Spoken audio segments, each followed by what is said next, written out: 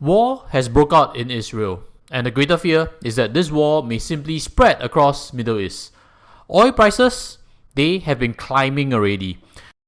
This piece is to specifically help you understand, in simplistic terms, what is going on right there and why war has exactly broken out.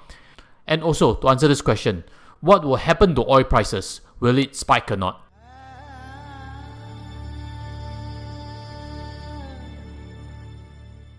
Hi guys, welcome back. I'm doing this piece and sharing it with you because I'm also curious and trying to understand why things have happened, and this is really stepping out of the normal personal finance space. So as always, if you appreciate it, smash the like button early. I have good research to share with you, and let's address why war has exactly broke out right there in Israel. This is Israel, and this is Gaza Strip.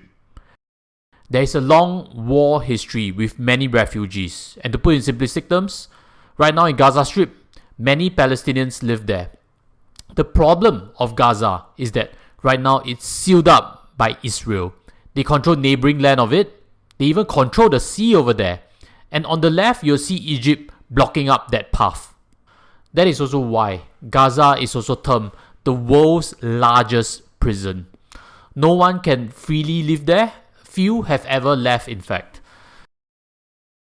If you read this article, you realize that there is anger and frustration.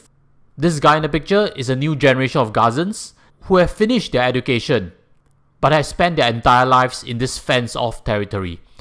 In my understanding, it feels like an isolated world. And the thought of it feels a bit like Hunger Games, whereby we understand from that show that there are districts and impoverished zones. People over there feel oppressed and want to fight back. And right now in Gaza, it's a densely populated place with poor infrastructure and poor water supply. Gaza is reportedly one of the world's most densely populated places, and definitely not somewhere that is fun to live in. Unemployment over there is close to 50%.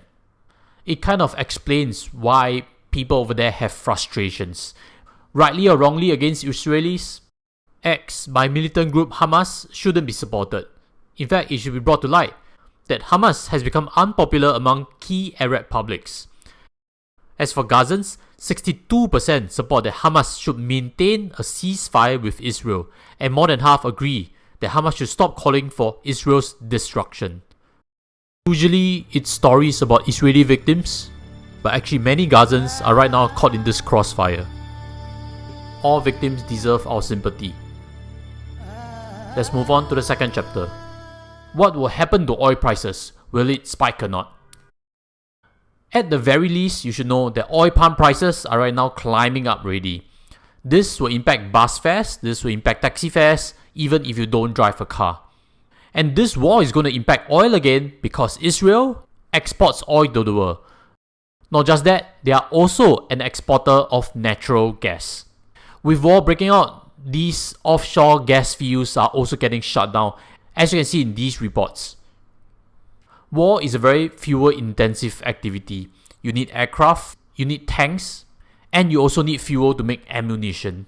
It is easy to guess that Israel might even at some point start to import oil and create more tightness in the global oil supply.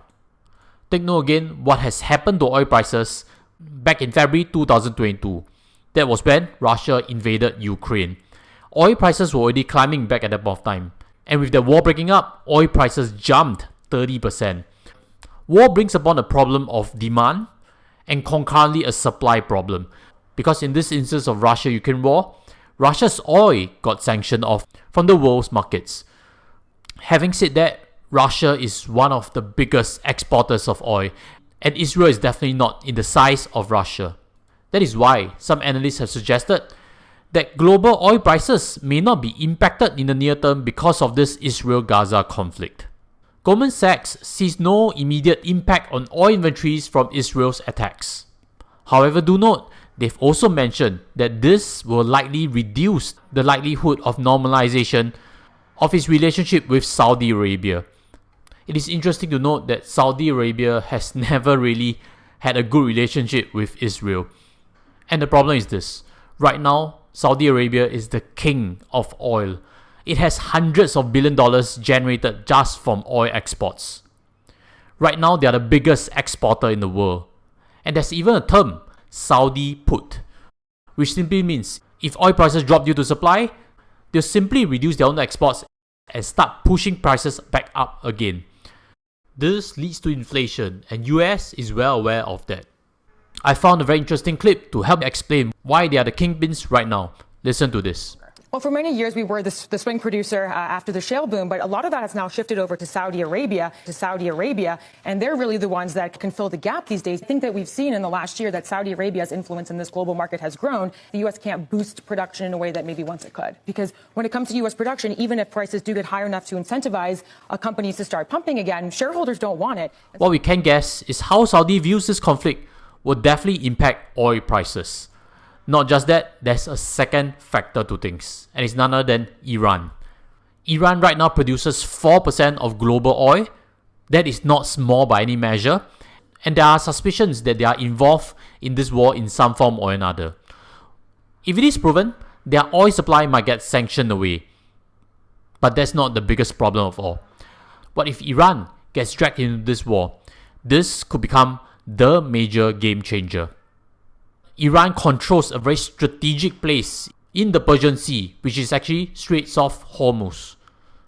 37% of global seaborne oil exports travel through it each day. An intervention by Iran could potentially disrupt oil flows from the straits. And as mentioned, this would not only just be a 2% spike, but quite possibly a 20% one.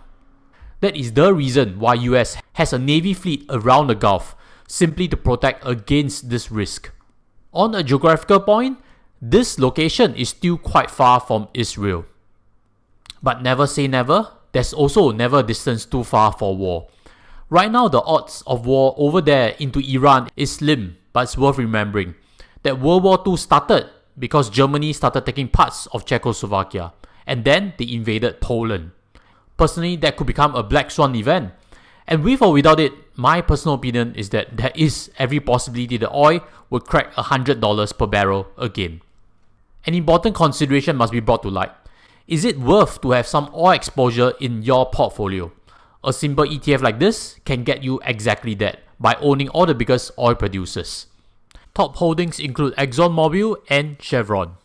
Think about it, and hopefully I've broken down what has happened right there in Israel in a simplified version for you. As always, smash the like button if you have learned something, and check out this previous tutorial I have that explains on commodities. If you haven't seen it, check it out, and I'll start off from here. Take care as always. Goodbye.